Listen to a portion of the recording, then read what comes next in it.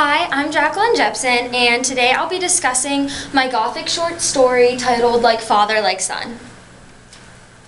The past never really dies. Not in this town anyways. Pickerington is a small, rural town. It's one of those towns where everyone is somehow related and nobody minds their own business. It's one of those towns where there are no secrets because secrets are impossible to keep. Well, except for one that is, and I met him. So this is the introduction to my short story, and it immediately gives the reader a sense of mystery and foreboding, and it makes them ask the question, what secret? Who is the author talking about? So with that being said, we can take a deeper look into my story. So the main character, Colton, is an 11-year-old boy who enjoys exploring his father's property. And one day, while he's out exploring, he crosses over the property line into the lot behind his father's house.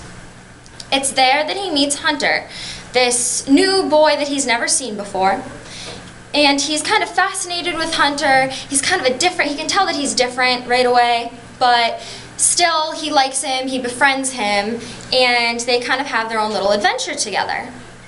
So while they're out and about together, they discover this old, vacant house. And when Colton first sees it, it triggers something in his memory, and he realizes that this house is something that a lot of the adults in the town whisper about, but will never speak outright about. In this house, there was a father who was abusing his son and eventually murdered his son. Colton tells Hunter this story and dares Hunter to go into the haunted house. Well, Hunter can't decline a dare, being an 11-year-old boy, so he enters the house, and Colton waits outside, waiting for him to come back out. Well, as time passes, Hunter does not leave the house, and Colton starts to wonder what's going on.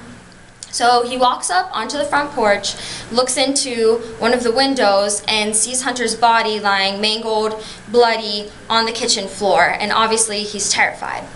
Instead of, alerting the authorities or telling his parents, he internalizes everything he just saw because he feels responsible and guilty and he just doesn't know what to do. So time passes and Hunter shows up at Colton's door. And Colton is obviously extremely confused and terrified, but at the same time he's almost relieved to see him.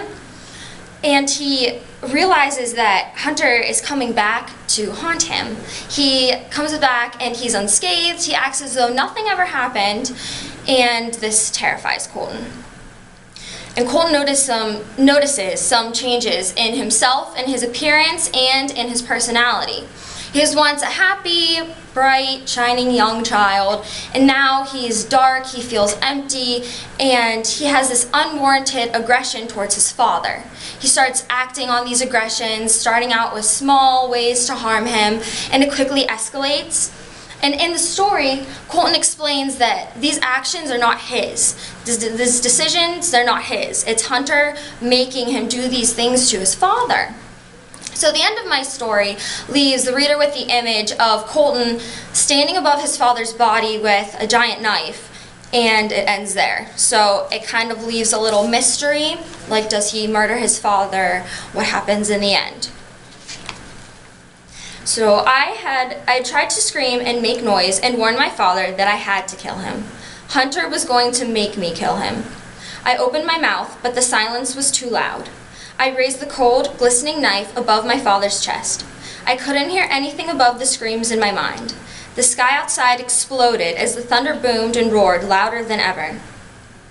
I looked into the mirror from across the room, and in the light of the lightning, I saw Hunter. His body was posed exactly as mine, except I was crying, and he was smiling back at me, knife in hand. The past never really dies. That's the concluding paragraph of my story, and it kind of leaves the reader to interpret the ending in one of two ways. So you could see Colton as just a boy gone bad, a good child turned into a murderous child. Obviously he just went crazy. Or you could see it as how I intended the reader to see it, which is Hunter is a real ghost and he's actually haunting Colton. He was the boy who lived in the house who was abused and murdered by his father, and he wants to seek revenge vicariously through Colton. So it's kind of like this vicious cycle where father killed son, so son now wants to kill father, which is really creepy, and it kind of shows how the past never really dies. So I incorporated several Gothic elements into my story, one being the perversion of innocence, by taking a child, which is usually some symbol of innocence, I perverted it into a murderous child. There's also an attraction and repulsion with Hunter the ghost. He wants to be his friend, but he's terrified by him and wants him out of his life. I also incorporated a supernatural element by using a ghost in my story and the haunting of the past. And there's a fear of nature. The final, most climactic and dramatic scene of my story occurs during a thunderstorm. Thunder, lightning, scary natural elements there. And I also incorporated American fears into my story, such as the fear of the dark, and the fear of thunderstorms. These are both common fears amongst Americans. Also, 30% of Americans admit to having a fear of the past haunting them, the fact that they can't change the past. And there's also the fear of the corruption of youth. For example, with the Columbine shooting in Colorado. After the shooting, Americans started having a greater fear of and for their youth. They took action and tried to employ more harsh punishments for troubled youth.